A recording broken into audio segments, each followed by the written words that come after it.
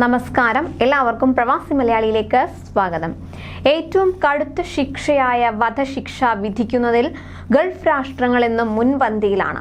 Saudi അറേബ്യയാണ് വധശിക്ഷ വിധിക്കുന്നതിൽ ഒന്നാം സ്ഥാനത്തുള്ളത്. ഇപ്പോഴിതാ കുവൈത്തിൽ നീണ്ട ഇടവേളയ്ക്ക് ശേഷം വീണ്ടും വധശിക്ഷ നടപ്പിലാക്കാൻ ഒരുങ്ങുകയാണ്.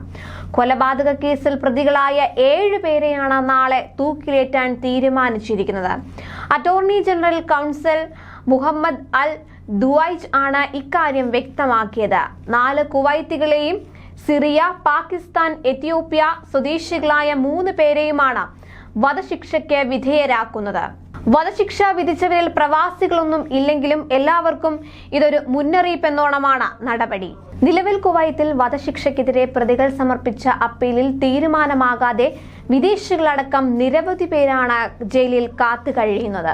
അതുപോലെ കുവൈത്തിൽ കഴിഞ്ഞ സെപ്റ്റംബറിൽ സൈനിക ഉദ്യോഗസ്ഥന് ക്രിമിനൽ കോടതി വധശിക്ഷ വിധിച്ചിരുന്നു. ആഭ്യന്തര മന്ത്രാലയത്തിന് കീഴിൽ സുരക്ഷാ സേനയിൽ ജോലി ചെയ്തിരുന്ന സൈനിക ഉദ്യോഗസ്ഥനാണ് കൊലപാതക കേസിൽ ജഡ്ജി അബ്ദുള്ള അൽ ഉത്മാന്റെ അധ്യക്ഷതയിലുള്ള ക്രിമിനൽ കോടതി ബെഞ്ച് വധശിക്ഷ വിധിച്ചത്. ഒരു രാജ്യത്തെയും പൗരത്വമില്ലാത്ത ബിദൂനി യുവാവിനെ കുവൈത്തിലെ ജുലയ മരുഭൂമിയിൽ മരിച്ച നിലയിൽ കണ്ടെത്തിയ സംഭവത്തിലാണ് വിധി. മരിച്ചയാളുടെ കുടുംബത്തിന് നഷ്ടപരിഹാരം തേടിയുള്ള സിവിൽ കേസ് ബന്ധപ്പെട്ട കോടതിക്ക് കൈമാറാനും ഉത്തരവിട്ടിരുന്നു. ഒരു ദിവസം പുലർച്ചെ അജ്ഞാത മൃതദേഹം കണ്ടെത്തിയതായി ആഭ്യന്തര മന്ത്രാലയത്തിലെ ഓപ്പറേഷൻസ് റൂമിൽ വിവരം ലഭിച്ചതിന്റെ അടിസ്ഥാനത്തിൽ സുരക്ഷാ ഉദ്യോഗസ്ഥർ സ്ഥലത്തെത്തി പരിശോധന നടത്തുകയായിരുന്നു. 35 വയസ്സുള്ള യുവാവിന്റെ മൃതദേഹത്തിൽ രക്തവും ശ്വാസം മുട്ടിച്ച അടയാളങ്ങളും ഉണ്ടായിരുന്നു. ഒറ്റനോട്ടത്തിൽ തന്നെ സംഭവം കൊലപാതകമാണെന്ന് വ്യക്തമായി.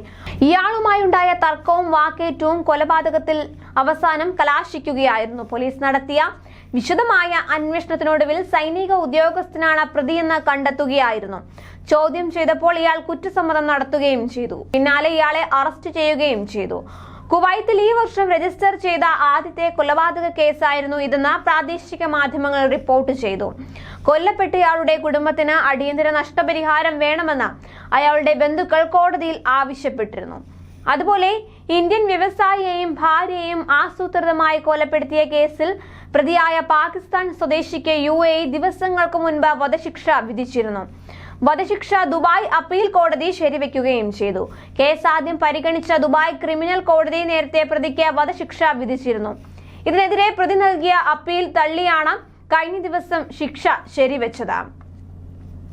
2020-ലാണ് ഇന്ത്യൻ ദമ്പതികളെ പ്രതി നിരവധി തവണ കുത്തിക്കൊലപ്പെടുത്തിയത്. ഗുജറാത്ത് സ്വദേശികളായ 48 വയസ്സുള്ള ഹിരൺ ആദിയ, 40 വയസ്സുള്ള വിധി ആദിയ എന്നിവരെ കുത്തിക്കൊലപ്പെടുത്തിയ 26-കാരനായ പാകിസ്ഥാനി നിർമ്മാണ തൊഴിലാളിക്കാണ് വധശിക്ഷ വിധിച്ചത്. കൂടുതൽ പ്രവാസി വാർത്തകൾക്കായി ചാനൽ സബ്സ്ക്രൈബ് ചെയ്യുക.